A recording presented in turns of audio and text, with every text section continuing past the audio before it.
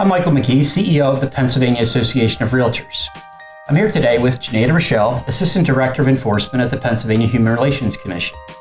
In April, we'll be celebrating the 50th anniversary of the Federal Fair Housing Act.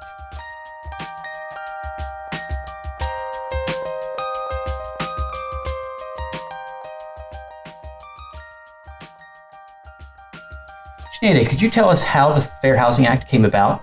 Sure. It came about 4 days after the assassination of Dr. Martin Luther King Jr. President Johnson signed it into law. But it's also important to note that the Pennsylvania Human Relations Act was enacted in 1961 and included a provision on fair housing. Okay, so what's the purpose of the Fair Housing Act? The purpose is to ensure that everyone can live where they want to live, free from discrimination. They get to choose where they raise their family, they get to choose where they want to retire, free to choose where they want to live. Okay, so what are the protected classes that are included in the Fair Housing Act? They are age, race, color, disability, familial status, retaliation, which is making a complaint and then something negative happened, complaining about sexual harassment, now you're being evicted, and disability. Okay, so while the state and the federal Fair Housing Acts don't include specific mention of sexual orientation or gender identity, how have you seen local municipalities respond? Well, they're covered under sex discrimination. There is some federal law out there that says discriminate against someone because of their gender expression or their sexual orientation is sex discrimination. Okay, so what are some of the most common violations that you see?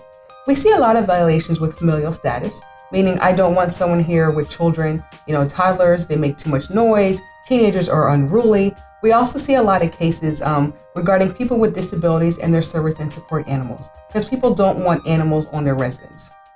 And so why do you think these violations do happen more frequently? Well, because housing is so personal. I've taken a lot of time and I invested myself into buying several properties. Now I want to say who can and who can't live there based upon my own rules and perceptions. What I like to tell people is you can say who can't and can live there, but you cannot do it in a discriminatory manner. Okay, well, so on that note, the National Association of Realtors, the Pennsylvania Association of Realtors, we have guidelines about fair housing and we've posted them on our website. Are there other resources that realtors can use to educate themselves or their clients about the basics of fair housing law? Sure, they can go to the national website for HUD, which is www.hud.gov, or they can go to the site for the Pennsylvania Human Relations Commission, which is www.phrc.pa.gov. So I'd like to thank Janeda for taking time to talk with us about fair housing. Watch for more fair housing videos throughout April as PAR marks the 50th anniversary of this act.